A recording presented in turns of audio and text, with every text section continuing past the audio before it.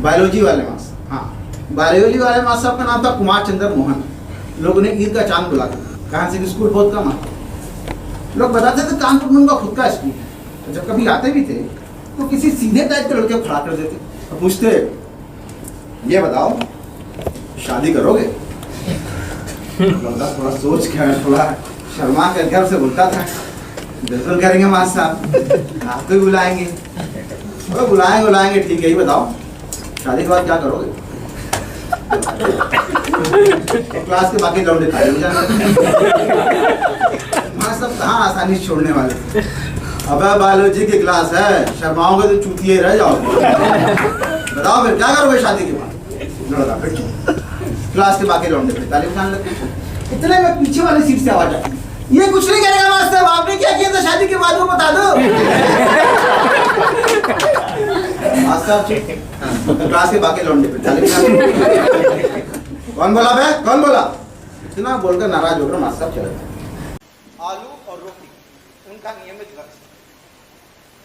वैसे तो वो हिंदी भाषा के कवि थे, लेकिन उनके नाम से ऐसा जरूर लगता था वे दक्षिण अफ्रीका, जर्मनी या फिर फ्रांस के कवि हों, लेकिन वास्तविकता ये नहीं। तो आइए जानते हैं कि सच क्या है। नमस्कार महोदय। जी नमस्कार। जी आपका नाम क्या है? मेरा नाम है पॉल गोमरा। अच्छा, पाल गोमरा। पाल नहीं महाशय, पॉल गोमरा। पॉल गोमरा? जी हाँ। ओह, तब तो आपका संबंध दक्षिण अफ्रीका, फ्रांस या फिर जर्मनी से होगा। आपको ऐसा क्यों लगता है? क्योंकि भाई शक्ल से तो आप विदेशी नहीं लगते। आपकी ओरिजिन क्या है, मतलब कि आपके पूर्वज कहाँ से आए?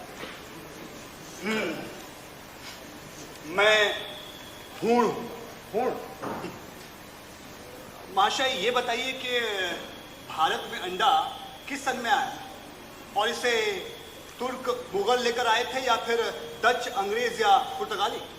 ये कैसा सवाल हुआ? सवाल तो सवाल होता है। खैर नहीं बता देता हूँ। कुछ प्रख्यात इतिहासकारों की माने तो सन 1498 ईस्वी में वास्को दा गामा के साथ आने वाला पुर्तगाली वनस्पति शास्त्री गार्सिया दा ओर्ता पहली बार अंडा लेकर हिंदुरास के रास्ते भारत आए। महाशय इससे पहले भारतीय चिड़िया अंडा देना नहीं जानती थी। वास्तविकता यह है कि मैं जन्मजात उत्तर प्रदेश से हूं, भाषा से बदेश हूं, एक कवि हूं मैं उत्तर प्रदेश। कवि पॉल गोमरा खासे भदेश, अरहर की दाल, भात, चोखा, आम का अचार, कड़ी धनिया की चटनी जैसे चीजों में उनके प्राण बसते थे। वे अपने विचारों और सिद्धांतों में क्रांति और सामाजिक परिवर्तन के प्रबल समर्थक थे, लेकिन नौकरी के मामले यथास्थितिवादी। कई बार उनको लगता कि उनके ऊपर कोई भारी आफत आने वाली है। वे डर से थर-थर कांपने लगते, अन्न जल का परित्याग कर देते, मौन व्रत धारण कर लेते। ऐसी स्थिति में उन्हें दिल का पहला अटैक आ चुका। जी नहीं, ऐसा नहीं था कि वो नकारा या अयोग्य थे, वो घनघोर परिश्रमी थे। इतिहास का उन्हें अपार, हाँ बस कहने को आ जाती है। बड़े बड़े विद्वान भी शुद्ध अंग्रेजी नहीं लिख सकते, बोलना तो दूर रहा। मैं कहता हूँ तुम कितने बड़े गुफा, मुझे देख के भी सब मैं कितनी मेहनत करता हूँ ये तुम अपनी आंखों से देखते हो, और नहीं देखते हो ना तो तुम्हारी आंखों का कसूर है, तुम्हारे बुद्धि का कसूर है। कितने मेरे तमाशे होते हैं, तुमने मुझे कभी जाते देखा है? देखा है कभी जाते? रोज ही हॉकी और क्रिकेट मैच होते हैं, मैं कभी पास नहीं पढ़ता, हरदम पढ़ता रहता हूँ।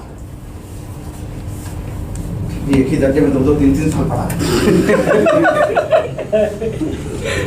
कैसे आशा करते हो कि तुम यूं खेल कूद में वक्त दोगे पास हो जाओगे? हाँ, अरे मुझे तो 2 ही 3 साल लगते हैं, तुम उम्र भर इसी दर्जे में पढ़े सड़ते रहोगे। अगर तुम्हें इसी तरह खेल कूद में वक्त बिताना है ना, बेहतर है गाँव चले जाओ और वहीं जाकर मजे से गिल्ली खेलो। अरे क्यों दादा की गाड़ी के भाई रुपये बर्बाद करते हो? बैठ कर पढ़िए, आंसू में पाइए।